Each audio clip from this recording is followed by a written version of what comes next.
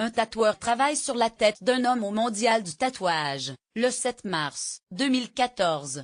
Lionel Bonaventure / AFP aficionado et curieux peuvent rencontrer 420 tatoueurs de vendredi 9 au dimanche 11 mars, à la Grande Halle de la Villette à Paris, pour le 8e mondial du tatouage.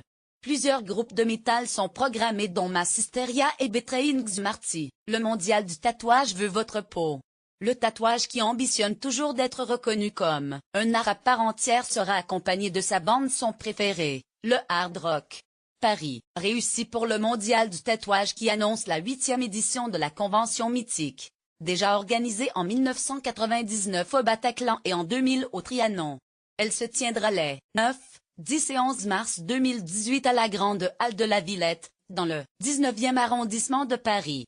Plusieurs groupes de musique dont Mass Hysteria, Betraying Marty, France, et Graveyard, Suède, sont programmés, aux côtés de tatoueurs stars, les Australiens Matt Daverson et Sam Taylor, l'un des chefs de file des tatouages gothiques. Le tatouage se marie bien avec toutes les musiques, l'électro, le rap mais historiquement le rock et le métal y sont associés, indique à la AFP Tintin, surnommé le tatoueur des stars, organisateur du mondial du tatouage et président du syndicat national des artistes tatoueurs. Le tatouage est un phénomène de société qui existe depuis la nuit des temps, avec des hauts et des bas, mais l'engouement est concret depuis quelques années, assure-t-il. Chiffre à l'appui, 55% des Français estiment que le tatouage est un art, 80% des 18-24 ans, selon une enquête de l'IFOP en 2017 auprès de 1002 personnes, tandis que 14% des plus de 18 ans sont tatoués, et que 9% des sondés envisagent de le faire tous âges confondus.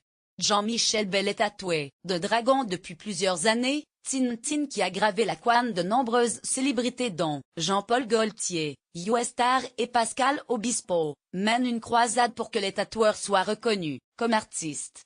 On espère que la législation va changer. On veut un statut artistique pour les tatoueurs après un certain nombre d'années de pratique, explique Tintin, conseiller artistique de l'exposition à succès tatoueur, tatoué au musée du Quai Branly, en 2014-2015. La première étape a été l'élaboration dès 2003 d'une charte des bonnes pratiques sous l'égide du syndicat national des artistes tatoueurs avec le ministère de la Santé.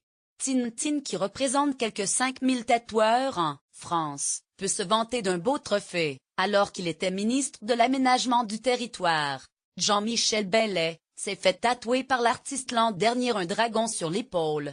Lire aussi, une tattoo-tech pour le musée du Quai Branly Jacques Chirac côté tendance, les tatouages, messages sont dépassés, il n'y a pas de style particulier qui se dégage.